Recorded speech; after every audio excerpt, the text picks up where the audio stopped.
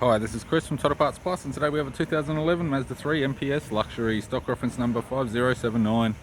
This shape runs from the 4th month 2009 through to the 10th month 2013. It has an L3 2.3 litre 4-cylinder turbo petrol engine backed by a 6-speed manual front-wheel drive transmission.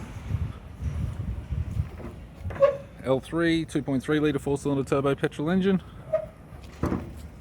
We have the left front 18-inch factory alloy mag with a good tyre, left power door mirror, left front door has one small dent, left rear 18-inch factory alloy mag with a good tyre, left hand tail light, left tailgate garnish, rear bumper cover has a few scuffs on the right hand side, right hand tailgate garnish, right hand tail light, tailgate appears to have no damage, right front door has one small dent, and a right power door mirror.